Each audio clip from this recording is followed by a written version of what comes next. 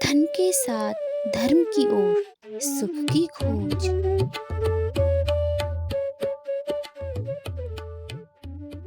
जय श्री राधे, जय श्री कृष्णा। सभी सुखी रहें, आनंद में रहें, निरोग रहें और धन जन से परिपूर्ण रहें।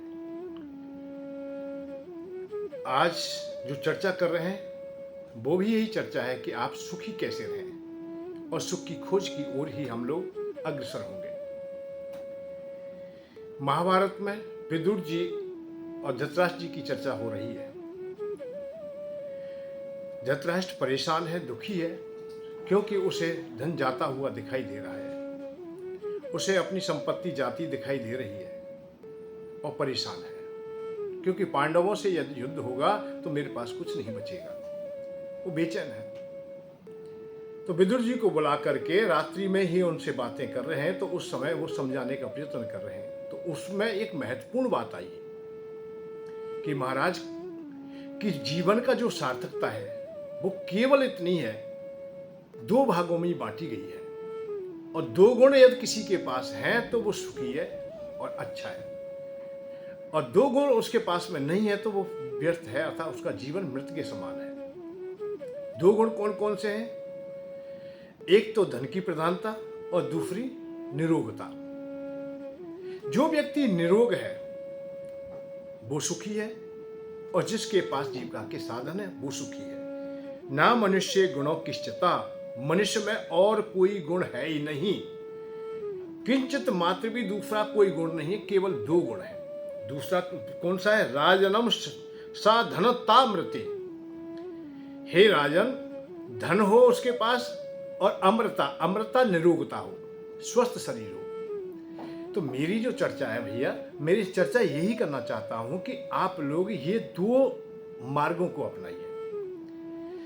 भाई, स्वास्थ्य अच्छा रहे तुम्हारा, पहला सुख निरोगी काया, दूसरा सुख घर में हो माया। बस यही दो बातें हैं। अब रही बात हमारी परमात्मा को पाने की, ब्रह्म को पाने की, ज्ञान को पाने की या बैरागी होने की, ये बात अलग है, और इन चर्चाओं में कोई सार्थकता नहीं दिखाई देती है। यदि हमारा ये लोक अतः मृत्यु लोक जो जीवन पाया है ये सुखमय हो गया, ये ठीक हो गया, तो परलोक भी हमारा सार्थक हो जाएगा।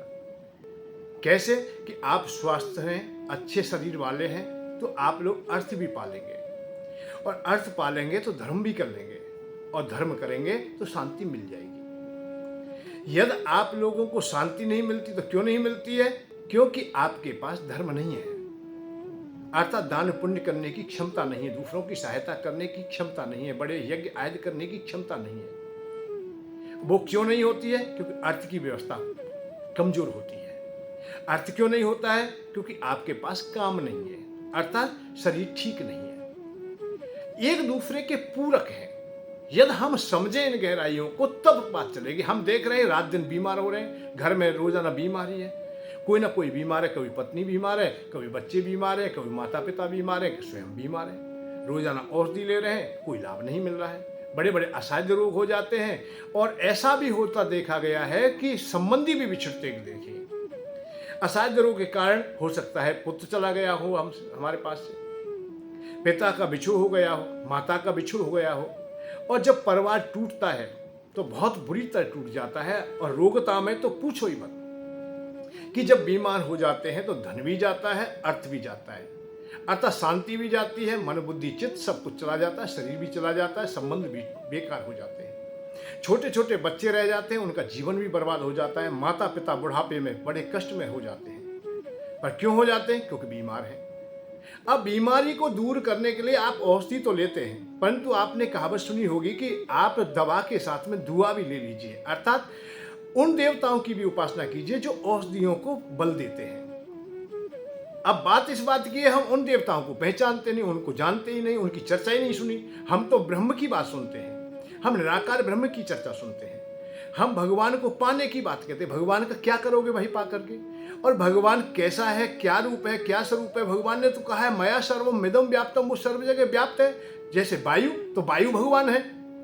आकाश की तरह अनंतता कही है, अनंत का है, अभेद का है, अच्छेद का है, तो उनको प्राप्त करना क्या है भाई? प्राप्त करना चाहते क्या हो? सही प्रकार से आप समझ ही नहीं सके। परमात्मा प्राप्त करने की वस्तु है ही नहीं। और प्राप्त अप्राप्त के चक्कर में मत पड़िए, क्योंकि परमात्मा तो तुम स्वयं के नजदीक हैं, और इतने नजदीक हैं कि तुम एक क्षण के लिए, एक पल के लिए, और सेकंड का भी हजारवां हिस्सा किया जाए, करोड़वां हिस्सा किया जाए, उससे भी, इतने से भी दूर नहीं है वो। क्योंकि परमात्मा ही वर्तमान है, बाकी बाद में कोई भी चीज वर्तमान नहीं है। मैं और आप भी बात कर रहे हैं, ये वर्तमान नहीं है, ये भूतकाल है। क्योंकि मेरी बाड़ी आप तक पहुंचने के लिए कुछ समय चाहती है, सेकंड का कोई ना कोई हिस्सा तो होगा ही होगा। क्योंकि बाड़ी पहुंचने में भी, क्योंकि बाड़ी हवा के द्वारा जाती है, अर्थात वायु के द्वारा जा रही है, तो वाणी की भी अर्थात ध्वनि की भी रफ्तार है, चलने की गति है कि वो उतने समय में इतनी दूर पहुंचेगी। प्रकाश की भी है, सबकी दूर। तो जो तुम्हारे पास पहुंचता है वो भूतकाल में पहुंचता है, वर्तमान है ही नहीं। वर्तमान तो केवल परमात्मा है, और परमात्मा अलग होता नहीं है, इसलिए वो वर्तमान है। वो केवल चित्त में है, तुम्हारे आत्मा में है, तुम में ही, स्वयं में ही तुम हो। जानत तुम्हें तुम ही हो जाए, तुम ही परमात्मा स्वरूप हो, तुम अलग नहीं हो। आत्मा और परमात्मा अलग नहीं है। जल की बूंद और सागर में कोई भेद नहीं है। गड़े का आकाश और महाकाश एक ही है, वो अलग नहीं है। तो इसलिए जो झमेले हमारे लायक नहीं है, हमारे उपयोग में नहीं है, उन रास्तों को क्यों चुन रहे हो, उन बातों को क्यों सुन रहे हो जो व्यर्थ की बातें।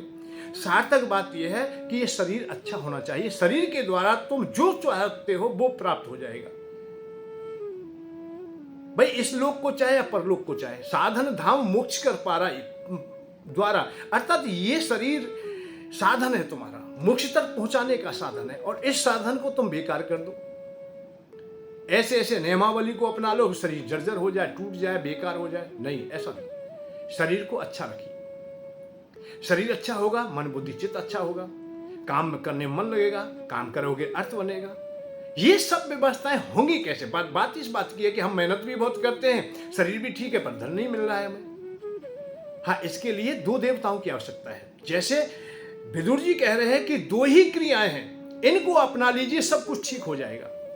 अब इनके देवता भी हैं। भाई धन के देवता है कुबेर जी, अर्थात कुबेर भगवान को अपनाइए, उनकी उपासना कीजिए, उनको आप लोग अपने घर में स्थापना कीजिए, प्रतिष्ठित कीजिए, उनके अपने घर में आह्वान कीजिए। ऐसे ही जो औषधियों के देवता हैं धन्वंतरी जी, धन्वंतरी भगवान को भी अपने घर में आने दीजिए, उनको बिठाइए, उनको स्थान दीजिए। और धन्वंतरी तो साक्षात नारायण हैं, क्योंकि वो जीवन है, पालनहार है। इस रहस्य को भी जानिए कि नारायण भगवान ही पालन करने वाले हैं, विष्णु रूप में हो चाहे धन्वंतरी रूप में हो। अर्थात पालन में महत्वपूर्ण जो चीज है वो स्वास्थ्य है, अर्थात शरीर तुम्हारा अच्छा रहे। औषधियों के देवता है, परंतु हमें किसी ने बताया ही नहीं। शरीर भी अच्छा रखना चाहते हैं तो उसे भी गलत कहा कि अरे शरीर भी मिथ्या है, शरीर बेकार है, क्या करोगे इस शरीर का, ये तो नरक का द्वार है। शरीर के साथ में जो भी जुड़ा है उसे भी हमने नरक बता दिया, स्त्री को, पुत्र को, संसार को, ये माया सब बेकार, सब मिथ्या है। और बता वो रहा है जिसके लिए मिथ्या नहीं है। विषय विडंबना तो ये है कि जो बता रहा है उसके लिए मिथ्या नहीं है। वो धन समेटने में लगा है, बड़े आश्रम बना रहा है, बड़ी बड़ी गाड़ियों में चला, सब कुछ उसके लिए बड़ा है और बड़ा चाहता है। वो वैराग्य से लोभ खरीद रहा है, ब्रह्म ज्ञान से लोभ खरीद रहा है। आप विशेष मोह में है कि आश्रम को भी अपने पुत्रों को ही दे के जाएगा, अपने ही लोगों को दे के जाएगा। वो ये नहीं कि उन्हें कोई भी सार्वजनिक, आज भी उसमें कोई ठहरता है तो उससे भी शुल्क लिया जाता है। और कौन ले रहा है? जो बैरागी है, जो ब्रह्मज्ञान की बात करता है, मोक्ष की बात करता है। इन झमेलों में मत पड़िए। झमेला क्या है कि आप गर्गस्थी में हो, संसार में हो, आपको स्वास्थ्य अच्छा चाहिए तो धन्वंतरी जी स्वास्थ्य देंगे। धन चाहिए तो कुबेर जी दे, आप उनकी उपासना कीजिए, आपको कुबेर जी धन देंगे। ये दो ही महत्वपूर्ण है, तीसरे की बात ही मत करिए, आगे है ही नहीं कुछ भी। आगे की स्वाभाविक तुम्हें प्राप्त हो जाएंगे।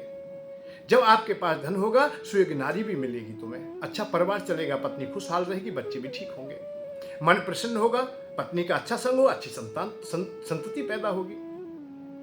धन नहीं होगा, आप में रोग होगा, आप शरीर से भी बेकार होंगे, तो पत्नी भी खुश ना होगी, और उससे जब संतान पैदा होगी वो भी ठीक नहीं होगी, क्योंकि पत्नी का मन ठीक था ही नहीं, तुम्हारा मन ठीक था ही नहीं। तुम काम में अंधे होकर के संतान पैदा करोगे, खुशहाल तुम्हारे जीवन होगा ही नहीं। जो संतान पैदा होगी वो लड़के पैदा होंगे, क्योंकि लड़ाई से ही प्रारंभ हुआ है तुम्हारा युद्ध। पत्नी से भी लड़ाई है, माता पिता से भी लड़ाई है, सबसे लड़ाई है, क्योंकि आपके पास अर्थ नहीं है, शरीर भी ठीक नहीं है, काम भी नहीं है तुम्हारे पास, जीविका के साधन भी तुम्हारे पुष्ट नहीं है, और उसका परिणाम होता है लड़के पैदा होते हैं। लड़के जीवन प्रारंभ करते हो आप लोग, और जो लड़के लड़के हो गए हैं, जो लड़ते लड़ते लड़के हो गए हैं, वो भी लड़ते ही रहेंगे। ये लड़ाई कभी समाप्त नहीं होगी। मैं चाहता हूं कि कोई लड़े ही नहीं, हमेशा खुशहाल जीवन रहे, अच्छा रहे। आप लोग, ये लोग चाहते हुए परलोक, भाई आज तक सभी भक्ता प्रवक्ता परलोक की बात कर रहे हैं, मैं परलोक की बात नहीं कर रहा हूं, मैं इस लोक की बात कर रहा हूं। परलोक के लिए आपको टिकट कटानी नहीं है, आपको पैसा खर्च करना ही नहीं है, परलोक तो स्वतः प्राप्त होगा। जैसा तुम्हारा कर्म होगा ऐसा तुम्हें मिल जाएगा। आप अच्छे कर्म करोगे, अच्छी बातें करोगे, शिष्टाचार व्यवहार से रहोगे, इस लोक में अच्छी प्रकार से रहना सीख जाओगे। अरे तुम पत्नी से प्रेम ना कर सके तो स्वर्ग में जाके उन अप्सराओं से खाक प्रेम करोगे, या वो अपनाएंगी तुम्हें? नहीं अपनाएंगी। यहां प्रेम करना ना सीखे तो वहां भी कुछ भी प्रेम ही नहीं मिलेगा कोई भी तुम्हें। इसलिए यहां सीखिए और यहां रहिए, अपनी पत्नी से प्रेम कीजिए, बच्चों से प्रेम कीजिए, माता पिता से प्रेम कीजिए, जो तुम्हारे काम है उन्हें कीजिए, जो तुम्हारे कर्तव्य है उनका पालन कीजिए, जो तुम्हारा कर्म है उसका निर्वाह कीजिए। काम कर्म कर्तव्य तीनों पर विशेष ध्यान दीजिए, आप सुखी हो जाओगे। बस थोड़े से में आप सब कुछ समझने वाले और पाने वाले हैं। आज मैं तो इस लोक में जीने का मार्ग सिखाऊंगा, अर्थात वही बताऊंगा। मुझे स्वर्ग की बात नहीं है, स्वर्ग तो स्वतः प्राप्त होगा जब मेरा यहां मैं ठीक हूंगा, तो यहां मेरा अच्छा व्यवहार चलेगा, अच्छी क्रियाएं चलेगी, मैं दूसरों की सहायता के लिए खड़ा हूंगा। तो आज मैं सहायता मांग रहा हूं, 80 करोड़ भिखारी भीख मांग रहे हैं। आज प्रधानमंत्री ने क्या कहा है कि अन्न फ्री मिलेगा, तो भाग दौड़ कर रहे हैं। इसका मतलब है अभी तुम तो बहुत अधूरे हो, अभी तो आप सहायता चाहते हो, सहायता देने वाले बनिए।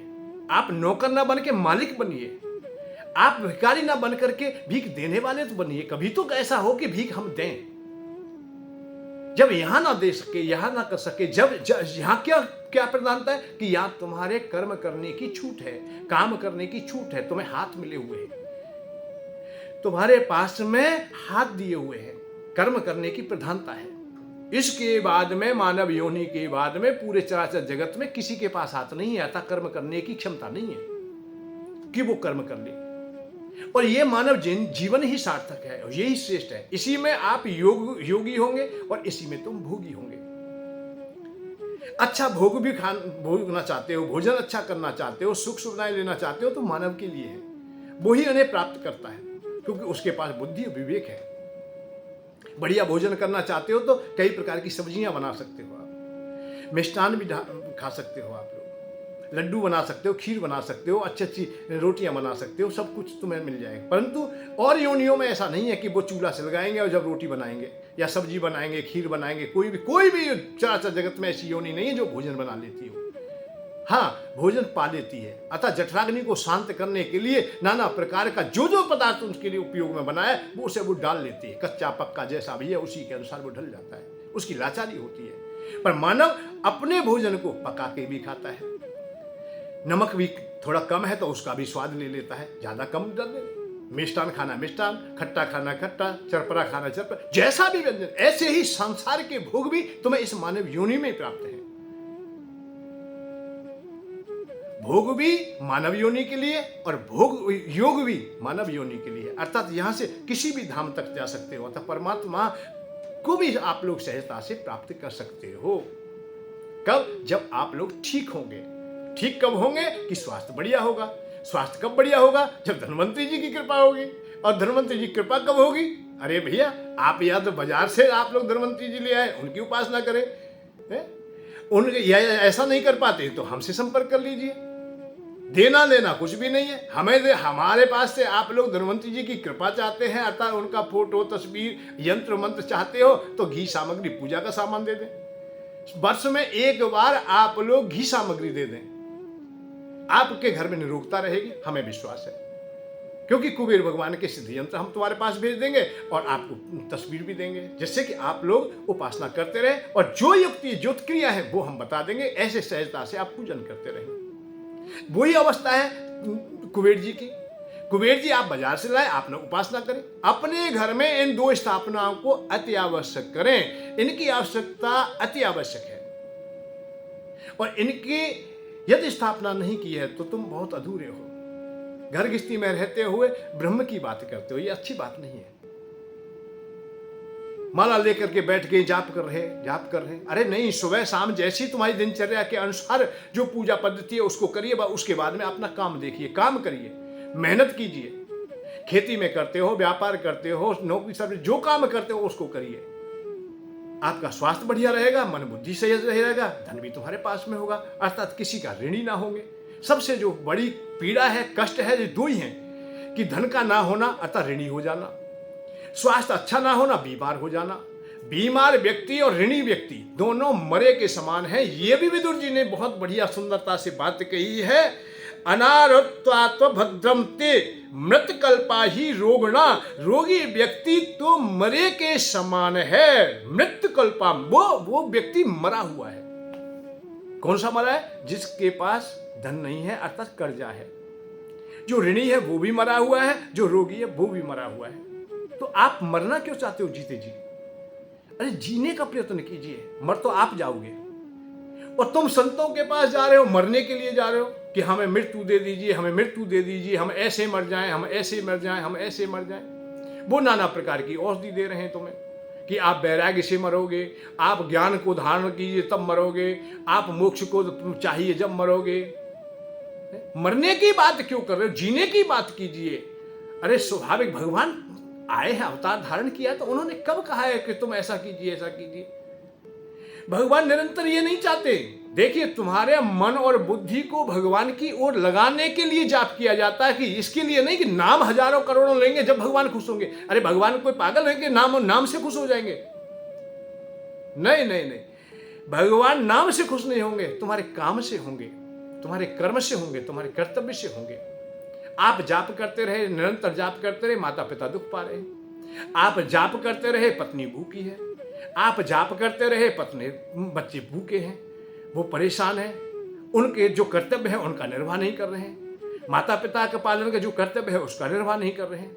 अतिथि तुम्हारे घर पे आया है, उसे आप भोजन नहीं दे रहे हैं। विशेष बात इसको देखिए कि तुम्हारा काम कर्म कर्तव्य क्या है। बस इतना आप लोग कर लेंगे इस लोक में तो सब कुछ तुम्हें प्राप्त हो जाएगा। और इन्हें प्राप्त करने के बाद जब तुम्हारे हृदय में पूर्ण संतुष्टि होकर के वैराग्य उत्पन्न हो तो आराम से ले लेना। यहां संतुष्ट होने के बाद में ही आप लोग आगे। एक और बात बताएं, ये मन बुद्धि चित्त में एक गुण है कि वो निरंतर खोजता है, कुछ ना कुछ उसे चाहिए। जब यहां आप लोग संतुष्ट हो जाओगे, धन से संतुष्ट हो गए, पत्नी बच्चों से संतुष्ट हो गए, उम्र भी तुम्हारी पकने लगी है, तो आपका रास्ता केवल भगवान की तरफ आप ही खुल जाएगा, क्योंकि फिर भोगों की ओर नहीं जाएगा। फिर आप लोग जब ऋणी नहीं है, कर्जा नहीं है, धन भी है और सब कुछ ठीक चल रहा है, जीविका के साधन है, तो धन की ओर भी नहीं जाएगा, भाग दौड़ नहीं करेंगे फिर तुम। हाँ, यदि अधूरे रह गए तो अंतिम समय तक भी आप भागते रहोगे। धन के अभाव में रहे तो धन अंतिम समय में भी धन को खोजोगे। बूढ़े हो गए तो भी तुम भीख मांगोगे, भैया दे दे, भैया दे दे, भूखाओ भूखाओ। कितने लोग ना देखे तुमने भूखे ही भूखे चिल्ला रहे कि भूखाओ भैया। कितने लोग ना देखे आपने जिनका विवाह शादी नहीं हुआ, अंतिम पड़ाव तक स्त्री खोजते हैं वो, और बच्चों को ही खोजते हैं कि मेरे भी बच्चे होते हैं। जिनके पास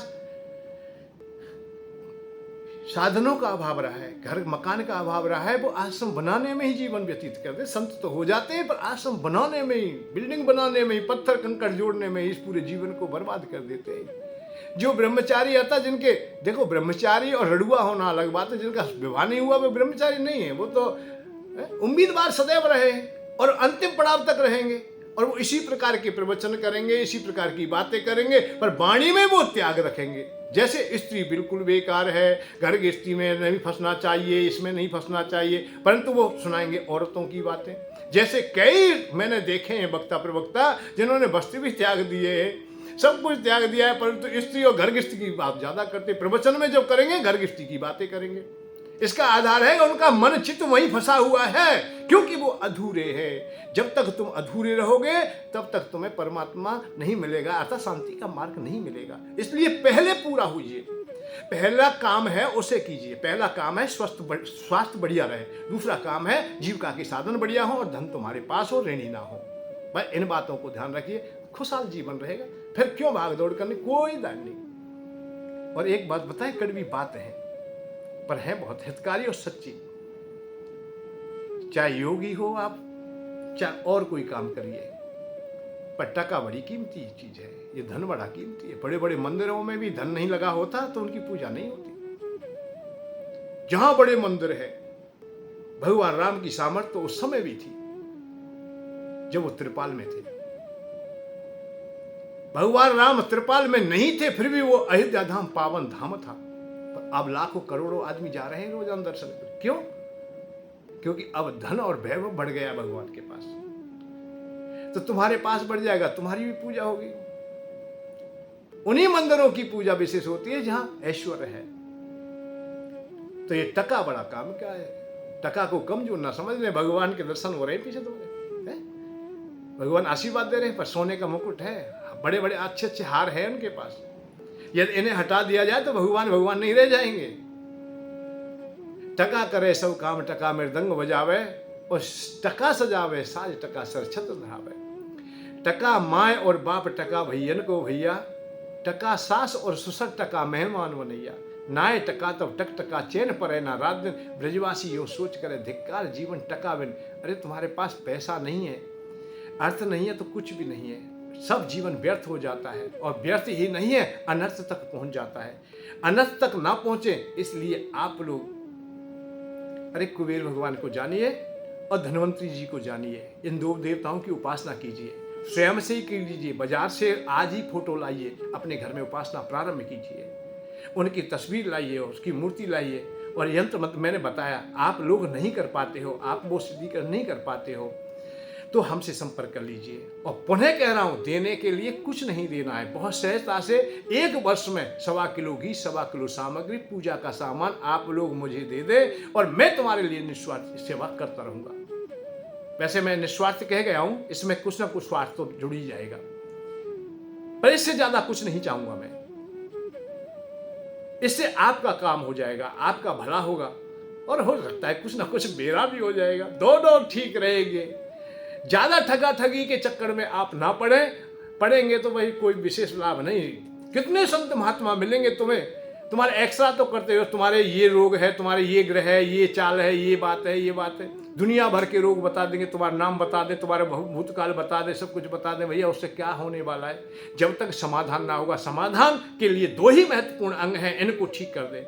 जिसके पास जाए उससे वो ये क्यों नहीं बताता है तू अमुक दिन से तू ठीक हो जाएगा, तू रोगी नहीं रहेगा, तेरा कर्जा इतने दिन में पट जाएगा, ये बात क्यों नहीं बताते हैं? तेरी जीविका के साधन इतने दिन में पुष्ट हो जाएंगे, ये नहीं बताते। ये बताते हैं कि साल भर पहले ऐसी घटना घटी थी, तुझे तेरे ऊपर तो ग्रह चाल को कोई 3 साल हो गए, 4 साल हो गए, और तेरा नाम ये है, तेरे पिता का नाम ये है, तेने ऐसा सोचा है, ऐसा किया। ये बातों को तो बता, पर ये कोई नहीं बताता कि समाधान क्या है। लाखों व्यक्ति इकट्ठे होते हैं, कई जगह देखे मैंने, कई धामों में पहुंचते हैं, लाखों व्यक्ति इकट्ठे हो गए, उनको बताया जा रहा है कि तुम्हारा भूतकाल ऐसा है, भूतकाल ऐसा है। भविष्य को कोई नहीं बता रहा है। भविष्य में क्या करें हम लोग? और भविष्य में बताते हैं तो ऐसा बताते हैं जो बैराग की ओर ले जाने वाले हैं।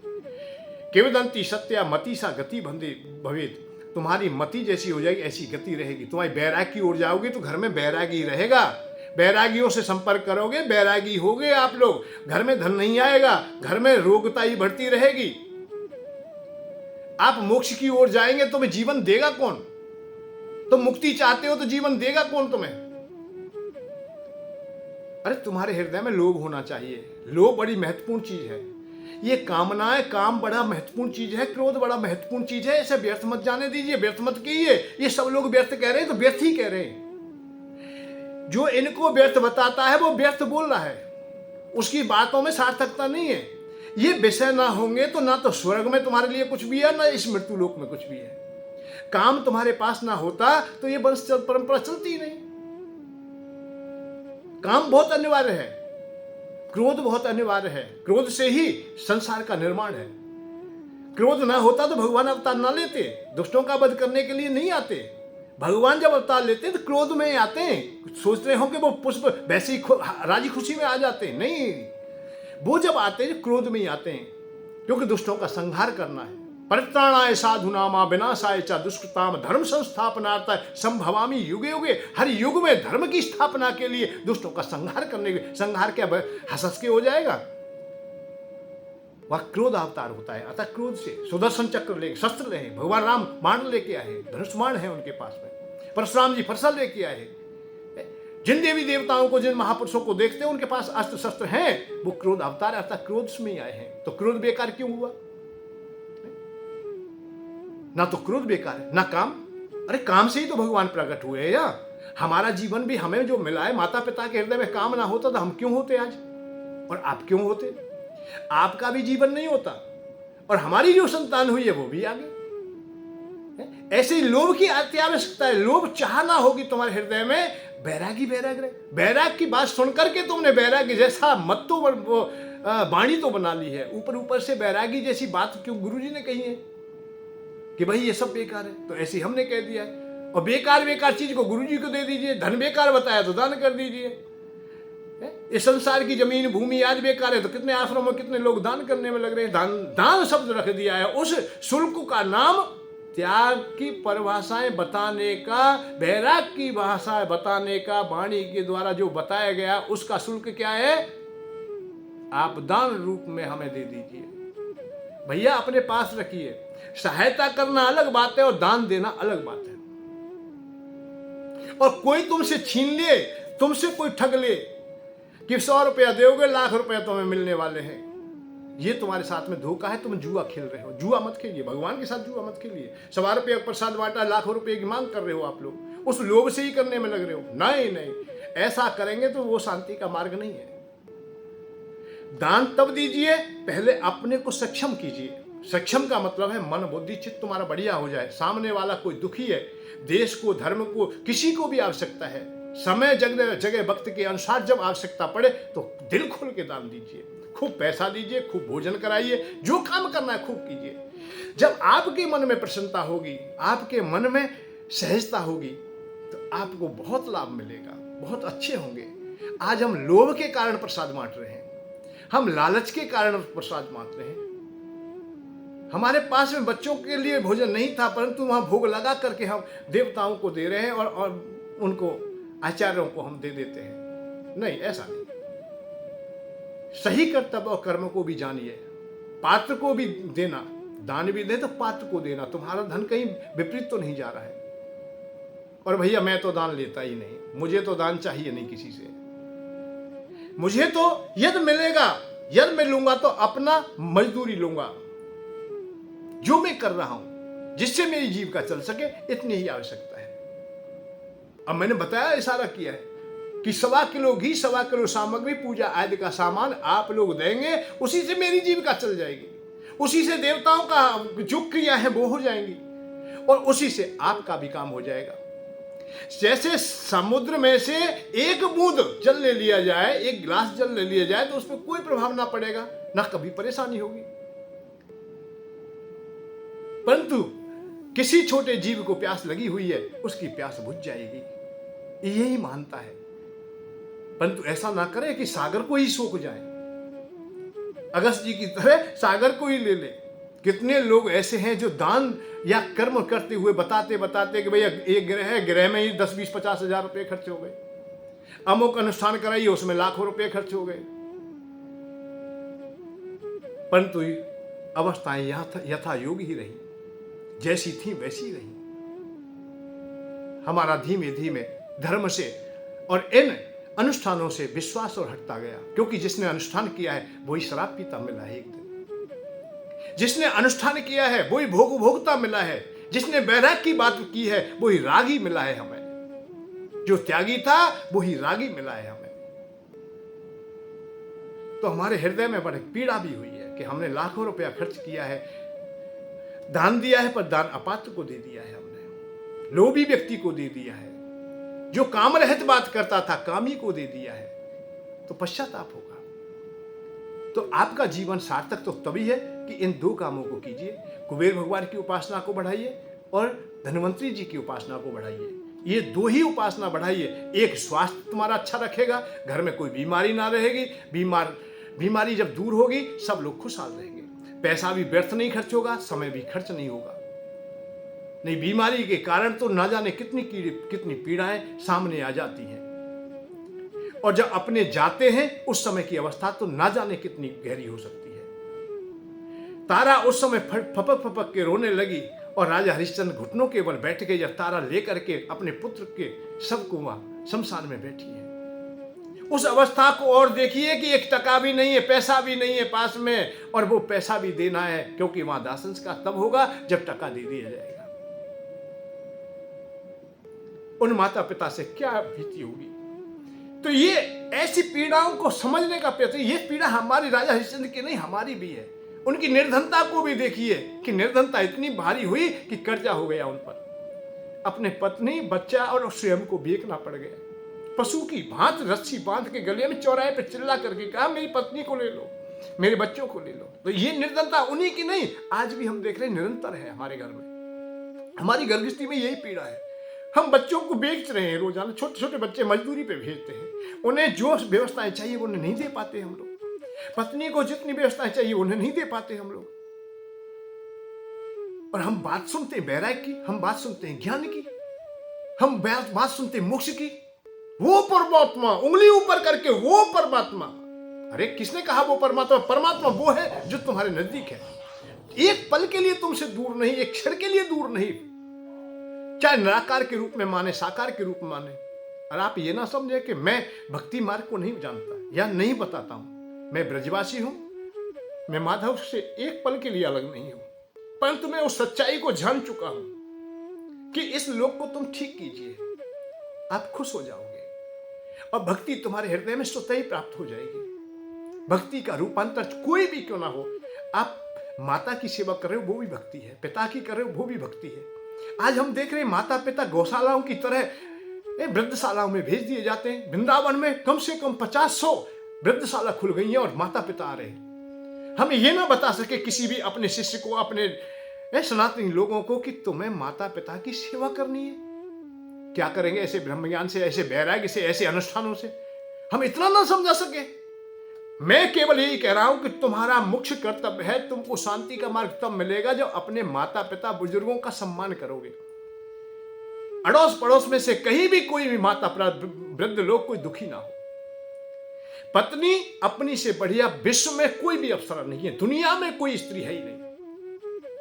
अरे वो सब कुछ छोड़ के आई है, तुम्हें सब कुछ देती है, वो तुम्हें घर में अच्छी व्यवस्था वही देती है, यदि वो ना होगी तो घर ही नहीं होगा। तुम्हें पतित होने से बचाती है, साधारण नहीं है नारी, अतः पत्नी साधारण नहीं है। तुम्हारे काम अग्नि को शांत करती है वो, उसके बदले में तुम्हें संतति देती है, तुम्हारे वंश को चलाती है, मानव पुनः जन्म तुम्हें दे देती है, तुम्हारा रूप, तुम्हारा स्वरूप, तुम्हारी आत्मा होती है, उस संतति को भी तुम्हारे नाम से दे देती है, अपना नाम भी नहीं रखती। हजारों कष्ट सहन कर लेती है, भूखी रह लेती है, परंतु अपने पति को फिर भी नहीं छोड़ती। हम ऐसी पत्नी से प्रेम ना करें। हमें बता दिया है कि मरने के बाद अप्सरा मिलेंगी, हम समाधि लेके बैठ गए, हम पत्नी से बात नहीं कर रहे, उनकी व्यवस्था को देख नहीं रहे और मरने के बाद अप्सराओं की चाह कर रहा है। अरे तू तो रास्ता से भटक गया, तू पत्नी को नहीं चाहता है, अप्सरा को चाहता है, वेश्या को चाहता है। और वो भी ऐसा सत्य मान लिया है कि मरने के बाद में तुम स्वर्ग में जाओगे, वहां अप्सरा मिलेंगी। हमारी अप्सरा तो यही है, हमारी पत्नी है जो हर कर्तव्य का पालन करती है, जिसने हमें दिया ही दिया है, उसने लिया ही नहीं कुछ। प्रवचन की धारा को बदलने का प्रयत्न कीजिए, समझिए। जब तक माता पिता तुम्हारे दुखी रहेंगे, पूर्वज तुम्हारे दुखी रहेंगे, तुम्हारी संतान दुखी रहेगी, तुम्हारे सब दुखी है, और फिर तुम सुखी कैसे हो जाओगे? तुम कैसे वैराग्य धारण, कैसे वैराग्य? प्रवचनों में कुछ हमने तो कुछ पाया ही नहीं। भक्ति की बात सुनाई, ज्ञान की बात सुनाई, वैराग्य की बात सुनाई, मोक्ष की बात सुनाई, और ली किसी ने नहीं। ना तो हजारों जो सुनने गए थे, लाखों एक आदमी पर आज भी चढ़ रहा है, एक औरत पे एक औरत चढ़ रही है, भाग रही है और कुचल कुचल के मर रहे हैं। कहीं 100 मरते हैं, कहीं 50 मरते हैं, कहीं 150 मरते हैं, और इतने हाथ टूट जाते, पैर टूट जाते, और भाग रहे हैं किसके लिए? बैराग की बात सुनने के लिए। और बैराग चाहिए उसे भी नहीं जो सुना रहा है। एक और ध्यान रखना, पहले तो वहीं से चालू हो जाइए, उसे भी नहीं चाहिए, क्योंकि करोड़ों रुपए में तो पानी डाल लगा है। ये व्यवस्था बैराग सुनाने की करोड़ों रुपए में सुनाई है तुम्हें, उसे भी बैराग नहीं चाहिए और सुना रहा है। और तुम्हें भी नहीं चाहिए और सुन रहे हो। तुम्हें भी मोक्ष नहीं चाहिए, सुन रहे हो। उन्हें भी मोक्ष नहीं चाहिए, सुना रहे हैं। ज्ञान उन्हें भी नहीं चाहिए, सुना रहे। आपको भी नहीं चाहिए, सुन रहे, ताली बजा रहे। अरे व्यर्थ के सत्संग से कोई फायदा नहीं, कोई लाभ नहीं। अलोक परलोक दोनों में कोई भी सार्थक नहीं होता दिखाई दे रहा है। अरे इस लोक को तुम सार्थक कीजिए। पहले घर गृहस्थी में रह रहे हो, घर गृहस्थी के जो कर्तव्य है उनका पालन कीजिए। उसके बाद में स्वाभाविक ही संन्यास पैदा हो जाएगा। जैसे भोजन करने से भोजन से वैराग्य हो जाता है, ऐसे विषयों से वैराग्य हो जाएगा, निश्चित हो जाएगा। पर होगा तब जब अधूरे ना होंगे। भोजन पूरा मिलना चाहिए। रुचि भी भर गई है, सब कुछ ठीक है, तो बिल्कुल एक कौर भी नहीं खाओगे, एक टुकड़ा भी नहीं खाओगे, आप लोग भ्रमण करने लगोगे। इसी को वैराग्य कहते हैं। ऐसे संसार के भोग भी एक ना एक दिन तुम्हें तृप्त करेंगे। और तृप्त तब होंगे जब आप लोग पर्याप्त पा लेंगे।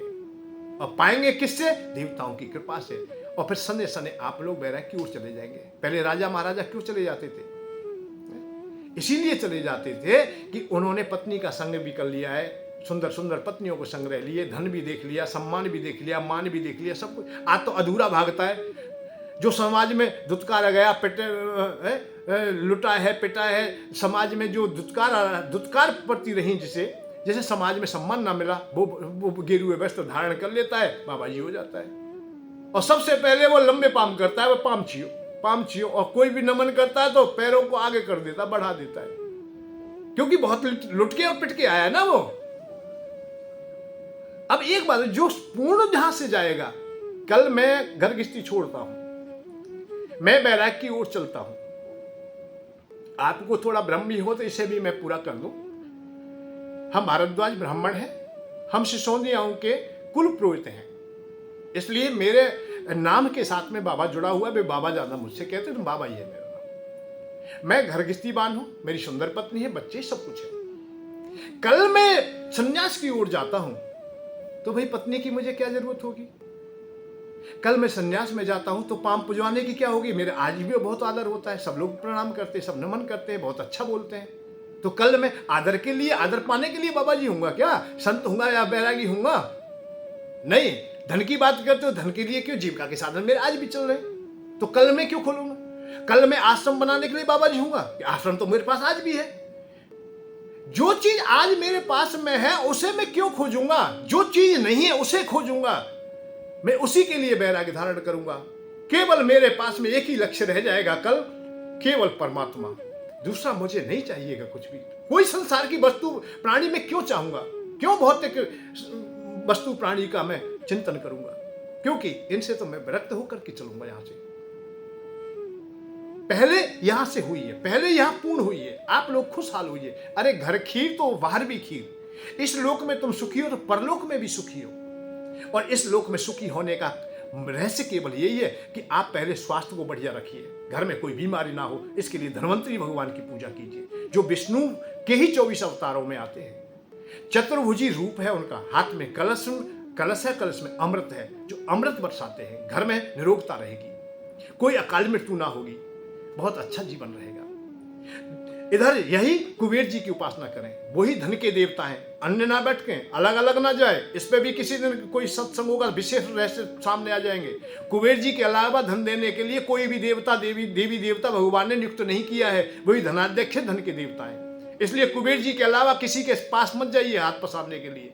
धन चाहिए तो कुबेर जी के पास आइए, स्वास्थ्य बढ़िया चाहिए तो इनके पास आइए। अरे हर एक देवता की अलग अलग गौणिकता है। अच्छा, हमें तो ठंड लग रही है, अग्नि चाहिए, अब किस देवता से लोगे? अरे जो अनल देवता है, अग्नि देवता है, वो अग्नि देगा।